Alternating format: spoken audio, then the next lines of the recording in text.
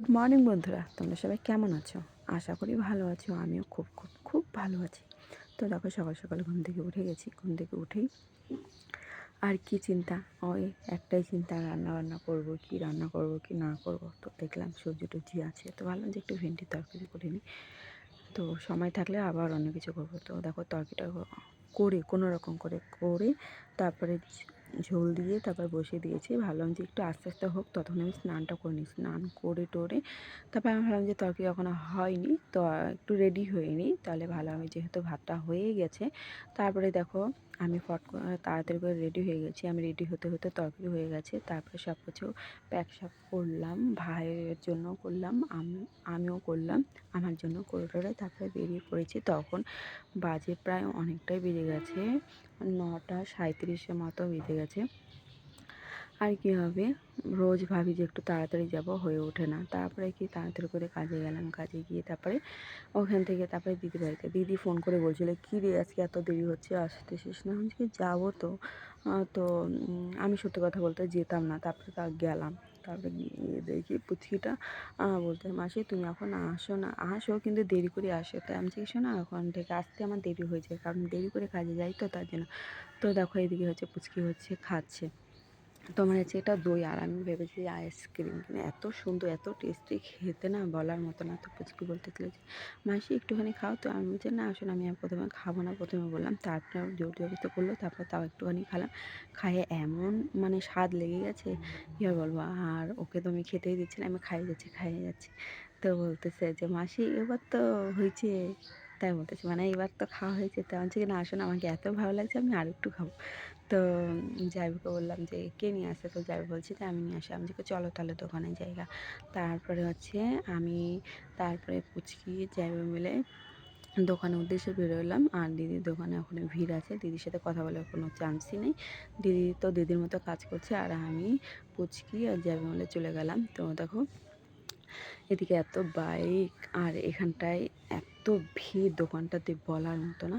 আমি প্রথমে ভেবেছিলাম যে প্রথমে ঢুকেছিলাম, তারপরে এত ভিড় দেখে আমি যে না এখানে থাকবো না। তো আমাদের পুরো মানে সব ছেলে পুরো ভর্তি হয়েছিল, কেমন লাগতেছে একটু। তারপরে আমি আর পুচকি মিলে রাস্তার সাইডে দাঁড়াই পড়লাম। তারপরে এদিকে জাইবুকে পাঠালাম যে যায় তুমি নিয়ে আসো। তারপরে দেখো এদিকে আমরা বসে গল্প করছি, আর ও খাইছে মুখে মধ্যে। আমি বললাম যে তোর মুখের মধ্যে লাগিয়ে আছে। হ্যাঁ, তো লজ্জা পেয়েছে, অনেকটা লজ্জা পেয়েছে। তারপরে আর কি, তারপরে হচ্ছে এই যে নিলাম, নিয়ে টিয়ে চলো এখন আমরা যাই। তারপরে খেয়ে দিয়ে যেতে হবে। তখন বাজে তোমার 8:37 কি 38 এরকম বাজে, 9টা কাছাকাছি বাজতে গেল। তো আমারও তো তারা, দিদি বলছিল যে তুই যে যাবি, তো এসে ভয় লাগবে না, অনেকটা রাত হয়েছে। আমি বলছি কে কে কিসের ভয়, এরকম করে বলতেছে। আর হাসতেছে, দোকানে সবাই টবাই ছিল, ওরা হাসতেছে।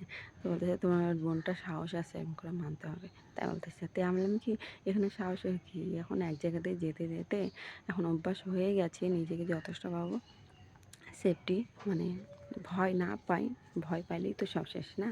ভয় কেন পাইতে যাবো লোকাল এরিয়ার মধ্যে, আমার এগুলো নিয়ে কোনো ভয়টাই নেই।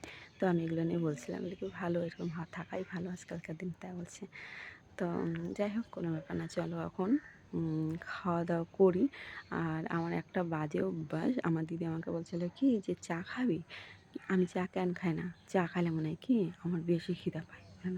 তা আমি যে চা তো আমি ওর জন্য একদমই খাই, ওর জন্য খাই না, এমনি আমাকে চা একদম পছন্দই না। তারপরে থেকে নিয়ে আসছি, কিন্তু খাওয়ার পরে পুচকি যে খাচ্ছিল ওটাতে ওর ওর থেকে নিয়ে যতটা ভালো লাগলো, একটা টেস্ট লাগলো, তেমনটা কিন্তু এটা থেকে একদম ভালো লাগলো না। আর এটা এত তাড়াতাড়ি করে খাইলাম বলার মতো না, ঝটপট করে খাইলাম, ওটা একটু ধীরে সুস্থে করে খাইলাম। তারপরে দেখলাম দিদি বলছিল যে কী রে, একটু তোর জন্য সুজি রাখছে, ওটা একটু খা। তার মধ্যে যাতে আমি যে অনেকগুলো রাখছিস, অল্প খাই। তো কি আইসক্রিম বাটির মধ্যে নিয়ে খাইলাম। পুচকি বলতেছে কি তুমি আইসক্রিমের বাটির মধ্যে নিয়ে খাচ্ছ, আইসক্রিম সুজি তাই করছে।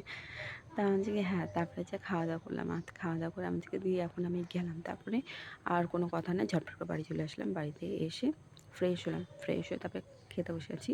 তারপরে এখন দেখো আমার ডাল করেছিল, আর এই যে মিষ্টি কুমড়া আর তোমার সিদ্ধ। কে কে খেতে ভালোবাসে মিষ্টি কুমড়া আর সিদ্ধ একটু বলো তো। আমাকে কিন্তু বেশ ভালোই লাগে।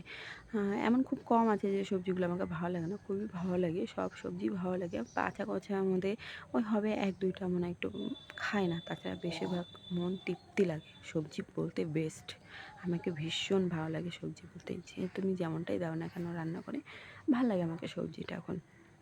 তারপর হচ্ছে ওটা খাচ্ছে, আর মাকে বলছে মা মাখাবো, আর তেল লবণ তো একটু ভালো করে মেখে দিয়েছিল। তারপরে ওটা খাওয়া দাওয়া করে তার কটা বাজে তখন 10টা 15 বাজে, তখন ঘুম আসছে না সরি কটা বাজে দেখে নাও এখানটায়।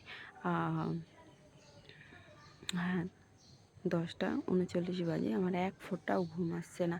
এদিকে মা ঘুমিয়ে পড়েছে, তখনও ঘুমায়নি, তোমাকে টাইমটা দেখালাম। তো আজকের মতো ভিডিওটা এতটুকুনি, তোমাদের কেমন লাগলো জানিও।